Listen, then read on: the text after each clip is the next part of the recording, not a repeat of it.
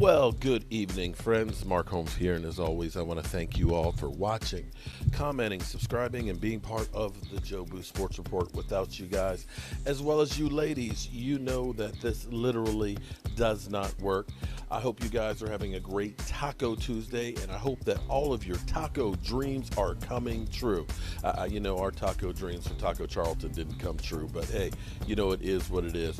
Hopefully, D2 Stew, I hope that this music level is loud enough for you, and for those who say that they feel like they're in a dance club, that it's not too loud. I'm doing the best that I can. Brother, I'm doing the best that I can. You know, I try to please everybody, but I'm realizing that you can't please everybody. So tonight I've got a couple things I want to touch on. I want to touch on Marcus Spears saying that the Dallas Cowboys will win the NFC East, contrary to belief of some of those out there.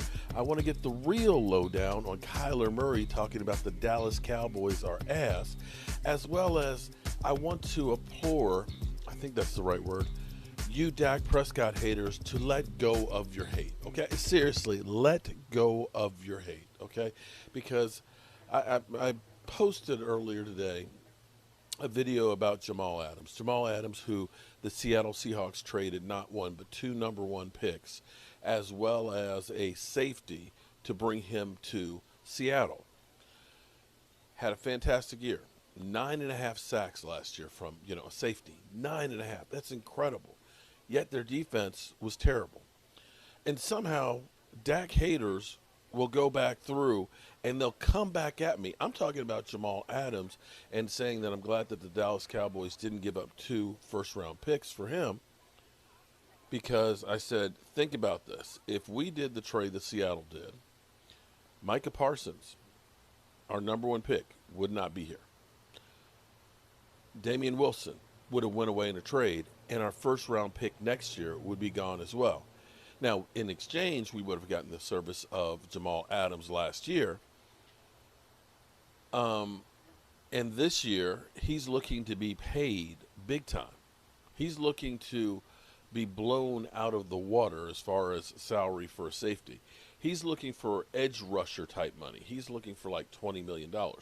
So in looking at this, I made the case that had we done that trade and where we would be right now with Jamal Adams not showing up in Seattle for minicamp. Now, they're not saying that that's because of the contract, that it's personal issues. You have to wonder, did the Cowboys make the right move? And I think they did by not making a move. But somebody turned around and said, yeah, well, on the flip side of that, here it is, King Dak. He took up all the money and everything else, and we still losing. The defense is trash. Well, I'm going to go into that in a little bit. But before I do, let's go ahead and talk about Kyler Murray saying that he was not a Dallas Cowboy fan because they were ass. So let's go to that clip right now.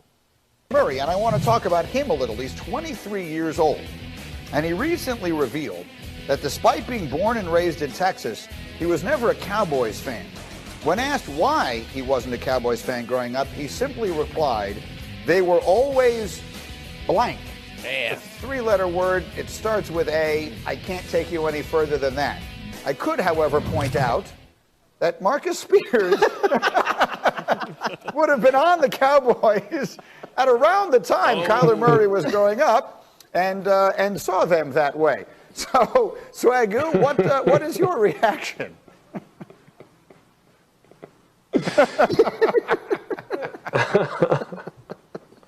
All right, G, let me snap out of it. Because first of all, Kyler Murray lying. He was a Dallas Cowboy fan, and a picture surfaced of him in the stands with a damn Dallas Cowboy jersey on. Okay? Listen, I wasn't a Saints fan, and you will never see a picture of me with a New Orleans Saints jersey on at the stadium watching the game. You know why? Because I wasn't a damn fan. Kyler Murray was. Okay, here's what I'll say to the being blank.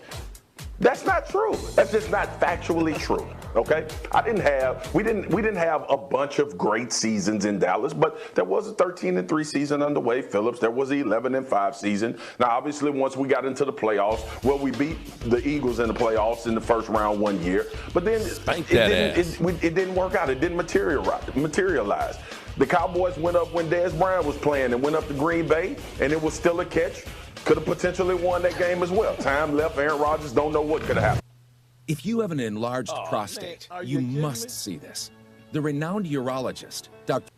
So Kyler Murray is lying about the Cowboys being but that entire time. But more importantly, he's lying about not being a fan. That's what really made me mad. Now, I'm not going to get in a back and forth with Kyler Murray. Kyler Murray is playing well. He in his season now. He's the starting quarterback for the Arizona Cardinals. But he better worry about them not being ass G as opposed to the Dallas Cowboys when he was growing up. Okay? That's I'm going to leave it at that. It just makes me laugh. That's very cathartic. It's a way of phrasing something I've never used, but I always find it funny. Lewis, is that the body part? Well, that certainly is the part of the body one would compare them to last year. There's a lot of expectation that they're going to be a lot better My mama this gonna year. kill me. Are you one of those, Lewis? Are you one of those who believes the Cowboys are going to be a lot better this year? A lot better than what I'm sitting on? Yeah. You know, I think they'll be. I think they'll be better. I don't think they're divisional favorites. Look, it's just not. You know what's funny? See, Dallas always hijacks every conversation, man. Whether they're good or bad, they just hijack conversations. People always want to talk about them because I think we're still thinking of the Dallas Cowboys in 1977 and 78 when my boy Dorsett was there, and in the 90s when they were rolling through everybody.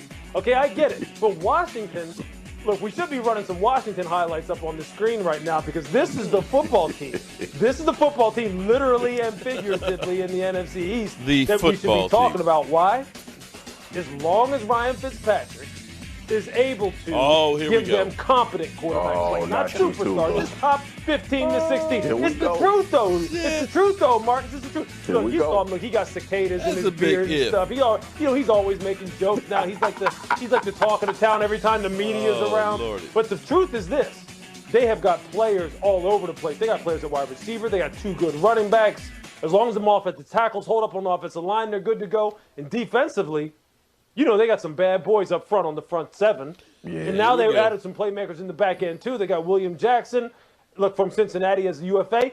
Washington's for real. As much as people don't want to maybe admit that, as much as people maybe hate that football team, this team is for real. They should be, to me, they're the clear-cut favorites in the East. Clear-cut.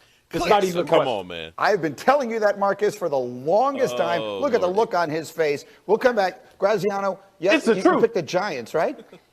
The NFC East does not have repeat champions. Not in 17 years have they had a repeat champion. Something will go wrong. Oh, give me one good reason a year ago the Eagles weren't going to win it. The whole thing fell apart. Carson Wentz forgot how to play football. There are goblins at work in the mechanism that mess it all up. I'm telling you, something is up there cosmically with the NFC East.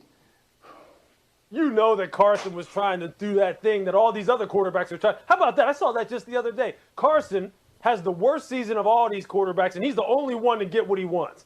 He gets out of town. Somebody just tweeted that the other day. All these other good quarterbacks trying to get out of town, and they can't go nowhere. Go figure that. You're right. I'm sick of y'all bringing me on TV for Cowboys blasphemy. I'm sick of it. This here. I'm not going to stand for it this year, G. Every promise. time y'all want to blast me about the Cowboys. I'm getting yelled at from all over the place here, but I'm agreeing with you, Marcus. That and smoke it. Take that and smoke it. Man, Marcus Spears just put a foot in Kyler Murray's ass right there. Wow. Okay. You know, I'm a Dallas Cowboy fan. And we know that as a Dallas Cowboy fan that I am, you know, I guess you could say I'm a homer. I'm not going to lie to you and tell you that I don't care about my Dallas Cowboys, that I don't believe them, and that I'll give them the benefit of the doubt. Now, you know, I believe that they have the inside shot. I don't see, you know, anything can happen in the NFC East. We know that teams have gone from worst to first more times than the first team repeats as first. As they pointed out, it's 2003 and 2004 the last time we had back-to-back division champions.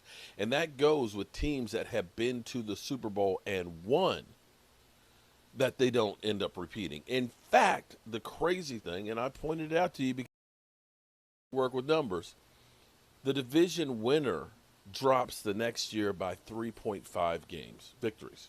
That's just, straight up.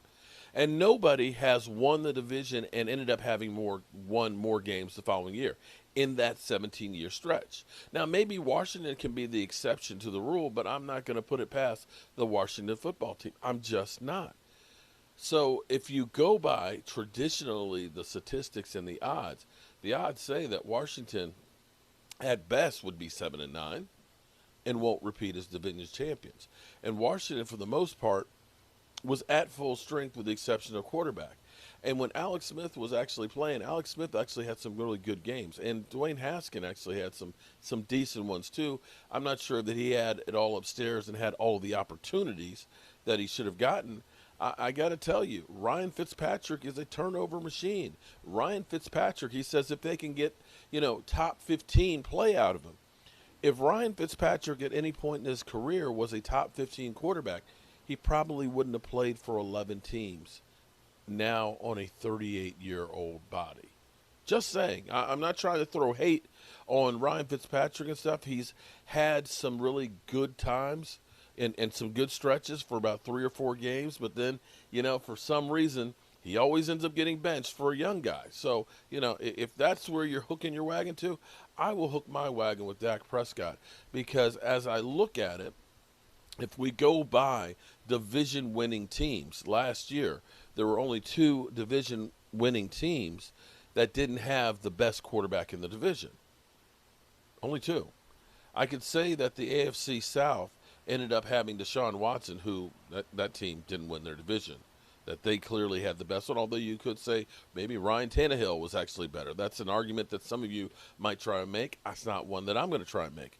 The other one would be the NFC South, where you could say arguably Tom Brady is better than Drew Brees, but they finished 1-2.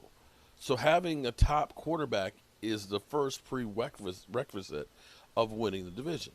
Now, back to my original statement from earlier, where a person was literally trashing Dak. It's because of Dak and paying him, that $40 million a year that we can't fix the defense. And I say, hold up. Okay, here's the thing. You have been sold. You have been. Oh, I say it again. You've been had. You've been took. You've been hoodwinked, bamboozled, led astray, run amok. This is what he does. Okay. True, Dak Prescott's contract averages out to $40 million a year over the lifetime of that contract. That's the truth. However, you can manipulate the numbers however you want to make it work on the cap. Dak Prescott's number is only $22 million this year. Keep in mind that the Philadelphia Eagles paid about $34 million just to say goodbye to Carson Wentz. Just for him to say, go, because you suck so much, we just don't want you. Okay?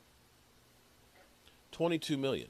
In fact, $9 million less, $9.5 million less than what his cap number was last year because of the franchise tag. And even, I'll tell you what, let's just look at that. Because that $22 million, $22.2 million, is only 10% of the salary cap, which is far below the norm. How low is that actually? I want you to understand that the cap number for Aaron Rodgers this year is $37 million. And he's not showing up at the moment, and he wants a new contract. Understand that Russell Wilson's cap number is 32. Understand that Kirk Cousins is 31. Understand Matty Ice is 26. Understand Jimmy Garoppolo is 26.4. Understand Big Ben is 25.9. And then a big drop off of $3.5 million to Dak Prescott at 22.2, who is a shade higher than Derek Carr at 22.1. 8th highest cap number in the NFL. 8th. It's actually a good deal for the Cowboys. And I know what you're going to say. Oh, yeah, but you know what? His number, man, the next year, it's going to screw us next year. Well, let's look at 2022. Bam. Understand that next year, Matt Ryan's number is 48. Kirk Cousins is 45. Deshaun Watson is 40. Aaron Rodgers is 39. Who wants a new contract? Okay. He wants a new contract. If he gets traded someplace, he's going to want a new contract, okay? Ryan Tannehill at 38, then Russell Wilson, who also will be looking for a new contract at 37, Pat Mahomes at 35, and then Dak Prescott at 33. That 33 is still less than what the Eagles are paying this year to say, Carson Wentz, get the F out of here. We don't like your ass because you are ass, okay? Seriously. So I want you to understand one other point here, that this contract is, it seems to me that you guys look at a contract and think that the contract is going to be forever. Oh, man, and that it's going to be relevant. It's going to be that, $40 million when it gets to it, that $40 million is still going to be $40 million. Well, there's a lot of inflation in the NFL. We had the COVID year. We had $183 million as a cap number. This year it's going to go up to a maximum of 209 and continue to grow each and every year. I want you to understand that in 2010, 11 years ago, Peyton Manning was the highest paid at $15.8 million. Yeah. Understand, in 2015, Drew Brees was the highest at $20 million. Understand that in 2018, Jimmy Garoppolo had the biggest cap hit as a quarterback at 37 in 2018. So I want you to understand, in 8 years, it went from 15 to 37. From there, Russell Wilson in 2019 was $35 million cap hit. And 2020, Pat Mahomes is up to 45. Keep in mind that you're going to have Lamar Jackson's going to get a new contract probably sometime during this year. That Josh Allen's going to get a new contract, okay? That Baker Mayfield's going to get a contract. That Russell Wilson will get a new one. That Aaron Rodgers will get a new one. And the market will continue to get reset. So guess what? 2 years from now, when Dak's number is, and let me pull this up right now, because I know at the moment, because him and Pat Mahomes are the only two that are, the recent ones with the big contracts, that Dak will be number 2 at 44. But you see that there's plenty of guys still in the 40s. Once you start adding in those other guys with those other contracts, those numbers will rise as well. So, and the thing is the Cowboys have voidable years in there that they can create cap space. So if your reason for hating Dak is, well, we couldn't fix the defense because we paid Dak, quite frankly, because we got this contract as opposed to making him a $37.3 million franchise tag, we were actually able to go ahead and do the things that we did. So the thing that my takeaway on all this is, there's always a reason that people will hate Dak, but Dak seems to continue to knock it over, and they come up with a new reason to. Am I crazy about that? Because it seems like it. Before it was like, oh, the Cowboys are winning, but Dak Prescott, he can't throw the ball downfield. He's dink and dunk, dink and dunk, dink and dunk, Dak Prescott. Okay, here we go. All right, so there was that. Then we start getting lots of yardage and going down the field. Oh, but they're not winning. They're not winning. They're empty calories and things, okay? Oh, if we sign Dak, we can't sign anybody.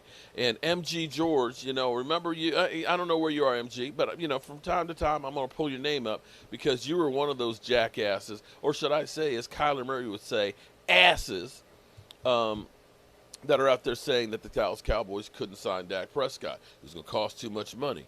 Well, $22 million today for a cap hit for a quarterback is actually chump change. So with that being said, we've kind of taken up quite a bit of the YouTube here. You know what time it is. It is time for... That might be a little low.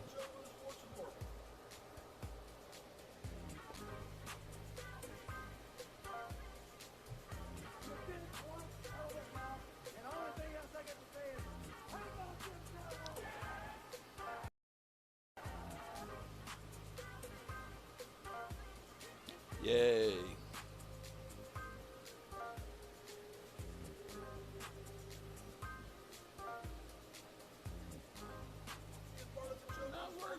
Oh.